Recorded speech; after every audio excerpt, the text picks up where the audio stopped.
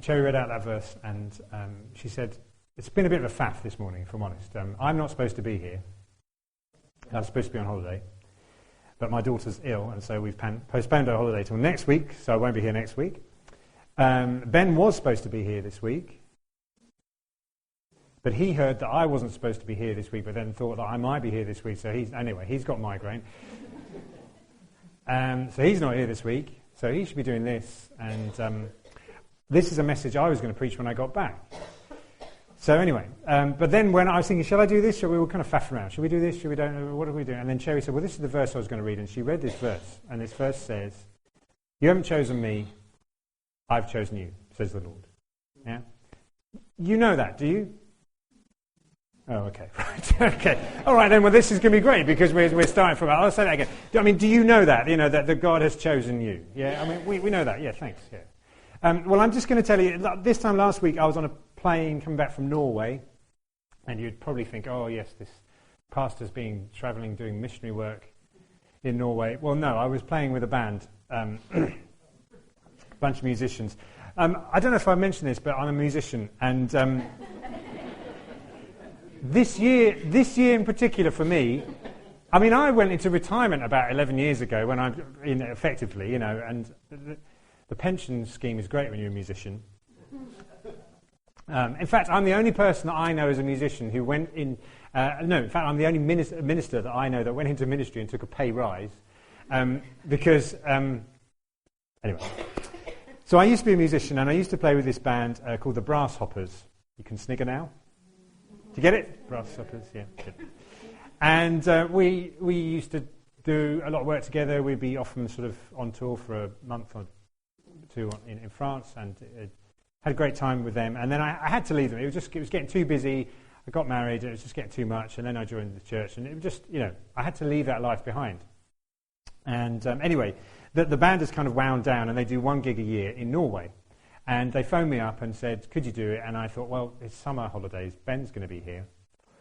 I can take a little bit of time off. I can do this tour. So I did this tour. And we had great fun. We just spent most of the time, the first 2 days, just laughing at one another because we hadn't seen each other for ages. And we were just telling the stories of what we used to get up to. And some of them I can't repeat on a Sunday morning. No, I didn't get involved. I just witnessed, okay? I mean, but we just had a great time laughing. And it was great fun. And now, it was a jazz festival I played at in Norway in a place called Haugesund. Anyone been to Haugesund? No. No real reason to. Unless you like herring or are in the oil business. So, there you go. But at this festival, they have international artists come and play, you know, people that have played for the Queen and all kinds of things. Thank you. And this year they have a band playing called Snarky Puppy. They were on the bill. Anyone heard of Snarky Puppy? Yeah, Emma has, because she spent more than 5 minutes with me. Snarky Puppy, let me tell you, are one of the most creative and exciting jazz groups of this generation. I mean, I don't follow bands on the whole, but I have followed this band for several years now. I mean, they've only been around a short time, but they've done an incredible amount of stuff. I've been to 3. I've been to 3 gigs in the last 2 years. 1 prom concert to take the kids last year, which was of limited success, and the other 2 times I've been out, you know, because you don't get a chance to go out very much when you've got kids. To Snarky Puppy, they were in London last year, and then the previous year I thought, right, book tickets 6 months in advance. I'm going to see them. Amazing. And so anyway, so I said to Louise, Snarky Puppy are on the festival. This is amazing, you know. Then I looked at the programmes like, oh, they're on the Saturday night just before we're playing, so I probably won't have time to go and see them because... And anyway, my festival pass usually gets me into the naff things, you know, things like I'm playing in. It doesn't get me into the big stage kind of thing. So I thought, okay, it'd be nice to be able to say I was in the same town as Snarky Puppy on a stage at the other end of town. I left it at that. So we did this gig on Friday afternoon and you know, when you're on tour, you think really glamorous, you might think. Well, we ended up playing in a warehouse. It was like B&Q's factory party. There was all these sort of tables, a bit like we have Feast, all these tables laid out in a warehouse, and so we were playing with a backdrop of sort of industrial length cables and all kinds of things hanging around us. And thinking, this is the height of my career. You know, this is as good as it gets. And then we got there was sort of festival transport, and the guy who had been driving us around all week, and he said, "Oh, I picked up Snarky Puppy from the airport." It's like, "Oh, really? You got to meet them?" And I'm like, you know, Snarky Puppy were in this car, you know, can feel the seats, you know. And, if you want to pray for me for idolatry, then please do afterwards. But so, you know, I thought, okay, fair enough. They're in town, that's nice. You know, they got here a day early. That's unusual for them because they go from place to place. If you look on their tour schedule, they're just like one night here, one night there. They're all around the place. They were in America 2 days before they were in Europe. So, okay. So, anyway, our main gigs in the evening were 11:30 to 1:30 in the morning. So we got to our gig in the evening, 11:30, played the first set, went well, had good fun, and then got to the second set, and the drummer leans across and went, "Snarky Puppy are in the back. They're here." Huh? And there's this moment, because I'm getting a bit insecure about my music playing, you know, with this, I mean, they're excellent musicians, and so I was a bit nervous about doing this tour, because I haven't played that music for 15 years or something, so I was like, oh no, okay, right, get it right. Just I didn't want to impress anybody, but I just didn't want to make a fool of myself, okay? So I was just kind of right. So we played a couple of tunes, and it was like, okay, I'd kind of forgotten they were there. I couldn't even see, it was all dark, you know, and hall was, the place was about double the length of this. I couldn't really see. So anyway, so that we played this tune, which I wrote, and we got to this tune. It's quite, and I wrote it basically as a show-off piece for the tuba. And I thought, well, I've got to get this right. So I closed my eyes, and I'm just really concentrating. So we played it through the first verse, and then you can hear the crowd, they're getting into it, and I'm playing away like this. And then I open my eyes, and Mr. Snarky Puppy, like the band leader, is standing where Katrina is, with his mouth open and pointing at me going, like this. And then his mate, the percussionist, who's next to him, he's got his phone out and he's videoing me. It's going like this. And I'm like, okay, right, get it right. And in this piece, it's quite tricky, and then there's 4 times I've realised, because they counted, I have this really fast scale that goes, and I land on this low note, and everyone goes, yay! And then I've got to the end of the piece, and they're going, he's done it 4 times! So, and then this guy shouts, this is Michael Leake, the leader of Snarky Puppy, right? My jazz hero, you know, the only person really, if you say, who would you like to meet today? It'd be Mr. Snarky Puppy, Michael Leake. I know, it's a silly name, isn't it? But anyway. And he calls out to me in the gig, he calls out to me and says, I'm your fan. Yeah, thank you. Yeah. And I'm like, no, I'm your fan. He went, no.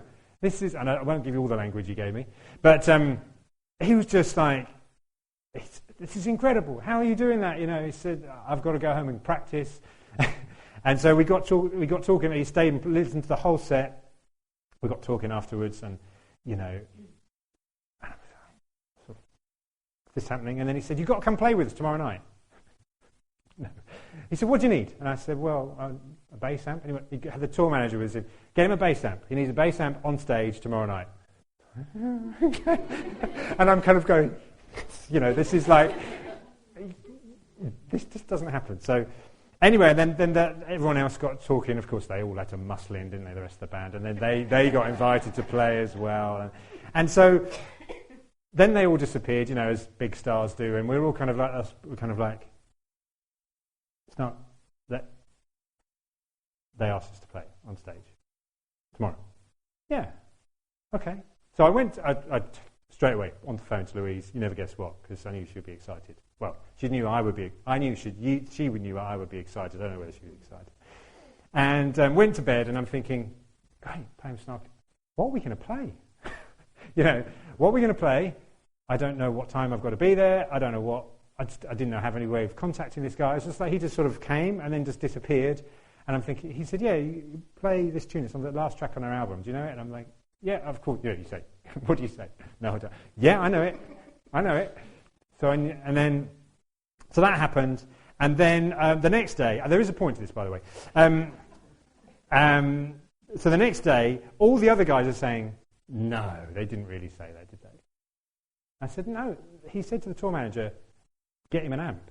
I mean, you don't put a bass amp, you know what a bass amp's like, it's about this big, you don't just put a bass amp on stage just for no reason. So they were still doubting, my companions, who were all excellent musicians. And I said, okay, well, look, their gig starts at 9 o'clock. I'm going to get down there at about 8 o'clock. I'm going to turn up with my tuba. And look, it's like I'm going to almost kind of say, well, look, I brought my tuba. You're going to have to let me in, kind of thing. And I'll text you if it's all on. So I got there. I got to the gig. And they were all off eating. But the tour manager was there. She said, oh, we've been talking about you all night. Yeah, we've got it all set up. And you're going to stand here. And this is that. And they've been really excited to have you come and play. It's like, okay, so I'm on the phone. Come down. So we got to go backstage with them. We watched the gig, and then we got to come on and play the encore with them. But before that, I said I listened to the track. I said, it's quite complicated. I said, this is quite difficult. Do you want me to play that bass thing? And he goes, do you want me to play all that? He said, no, you can just play what you want. And this is his gig, the encore as well. He said, you can play what you want as long as it's in D. Play what you want. I think this guy's met me once. This is great faith. This is the end of their show. He says, you can play what you want. And I'm like, okay. Right. So that makes me even more nervous, because if I can just play what he plays, then I learn that and play it. But he says, play what you want. So we went on. I played what I wanted. I ended up doing it. Everyone stopped. And the drums are still going. So he pointed at me. I had to do a solo. Then I found out afterwards on Facebook they'd been live streaming it. And there was 20,000 views on it within 10 minutes. It's like, so I didn't see the camera at the time. Then we got to I had to go and do our gig, and we got to our gig, and then they all turned up at our gig, and then everyone started playing on our stage, and it was just like, I don't believe this. This is just like in a toy shop. Kids in a toy shop. And so anyway, so why am I telling you this? I'm telling you this because actually, believe it or not, God was speaking to me through this. And it comes back to the verse that Cherry read, which was,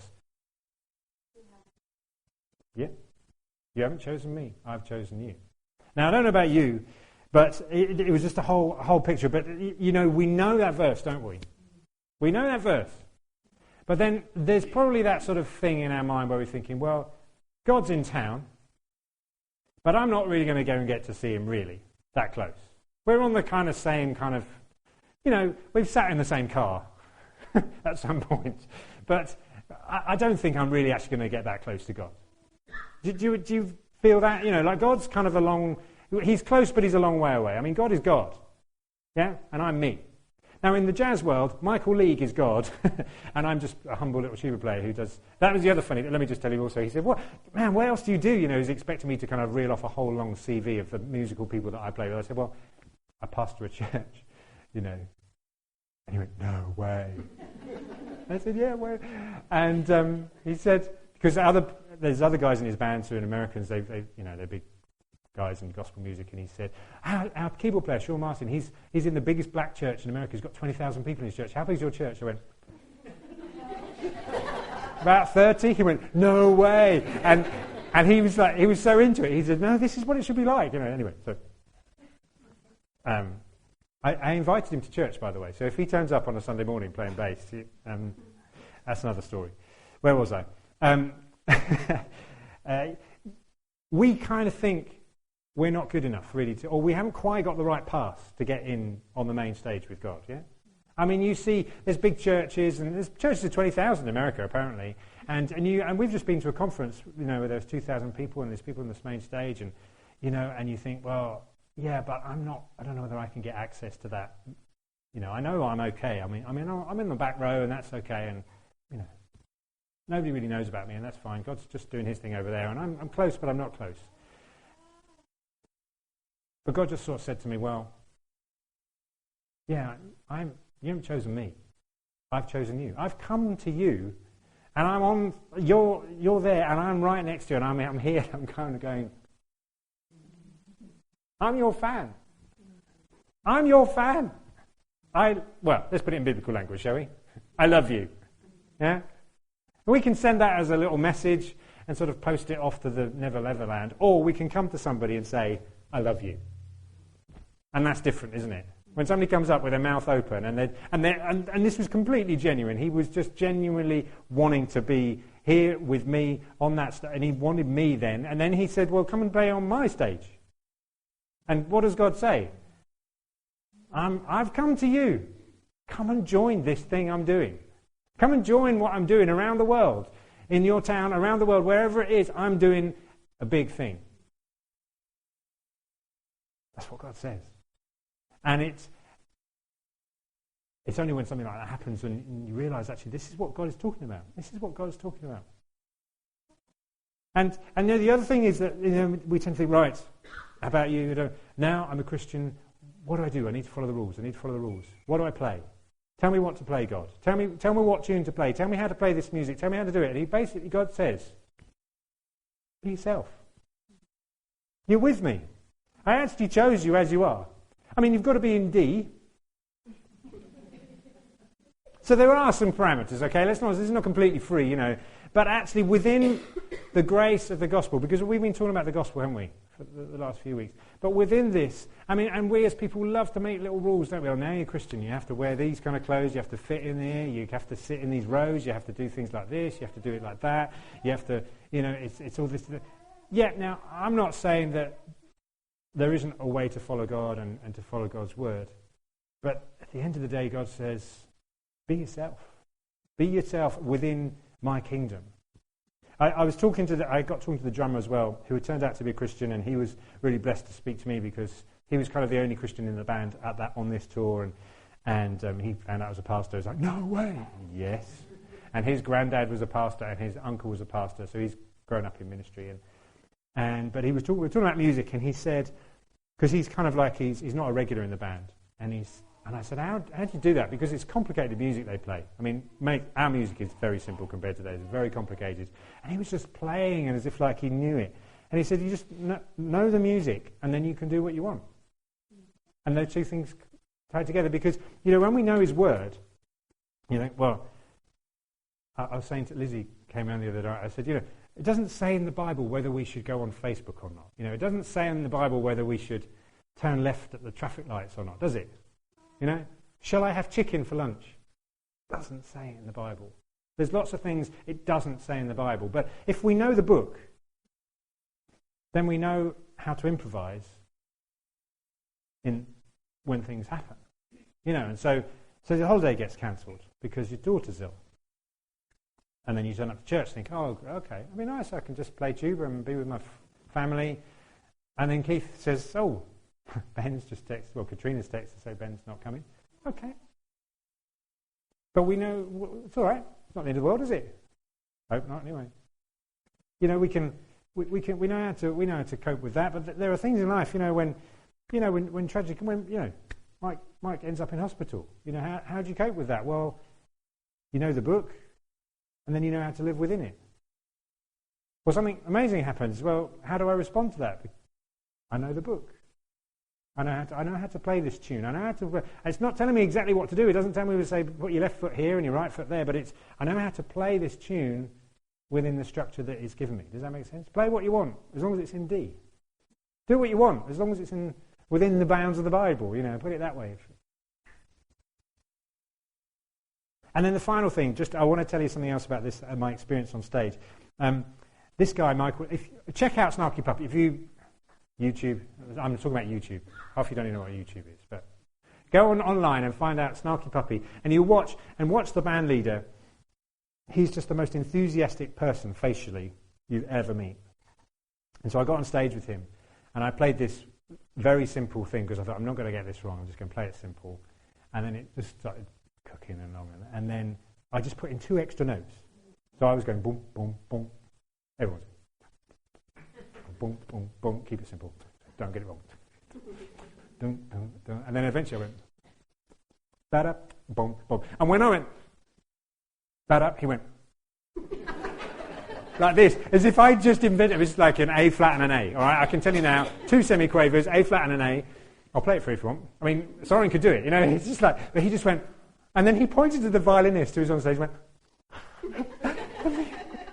It was, but I'm thinking, all right, I'll keep doing that. You obviously like it, so. this is what God does. You just take one little thing in this grace that God is, and he says, sometimes we think, I hope God's pleased with me. I don't think he's pleased with me. You just play 2 notes in D. Actually, A flat isn't really in D, is it? Oh, sorry. Or Julie. A flat doesn't fit in D, but I played it and then I played an A. But God is pleased when we bring just little things. And then he encourages us. And then when you see that little thing, it just kind of like, then everyone else starts building on that thing. And then we have what's called church. Yeah? Now, this is supposed to be about prayer this morning. Here's my point. I don't know about you, but I think when we come to pray sometimes, we think God is, at best, he's kind of like about 4 houses down the road inside with his headphones on. Does that, if you get that thing, you're sort of praying and you think, well, I just hope God hears this one. Or you're in a room like this and you think, well, I know that wall can hear it, I know that wall can hear it, and that ceiling can hear it, and the floor's listening, but I don't know whether God's getting this. Does anyone else feel like that? Is anyone listening? Is there any? I mean, you've laughed at some of the jokes, that's very kind of you, but this is the important bit, okay? So, 2 people are understanding. If you're not, then maybe you've got a better connection. But I just want to encourage you, when you come to pray, in fact, when you come to pray, God is there going, I'm hearing it. I'm here with you. You didn't choose me. You didn't choose to pray, actually. I chose to listen. I chose to listen, and I'm hearing it. And I'm hearing every word. And I know the pain of the situations in the hospitals. I know the pain when children are sick. And I know the pain when people have got migraines. And I know the pain when things don't go right and when people have been suffering for a long time. I'll tell you why I know that, because I've been there. I've been on stage with that situation. I've been there, right in the middle of it. I'm with you in it. I really am here with you. And so as we pray, and we're going to spend a bit of time praying this morning, let us know that God says, I'm choosing you and I'm with you, so I'm hearing this. And it may not be the answers necessarily we want, but he's welcoming us to come and join him in what he's doing, in all of these things.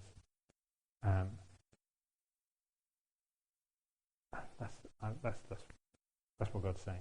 So, know that the gospel is this, that he has chosen us. And as a result, we can pray, and it's not just shouting at the walls or shouting at a long distance call or writing an email and you may never get a response, but he's with us, he's here with us now. And so I hadn't really planned what to do next. I'm not supposed to be here. But I think it'd be good to pray, right? Yeah, okay. And I must remember to take the offering this week. I didn't do it last time. Sorry, I got carried away. So I think, can we have the worship guys up, if that's okay? And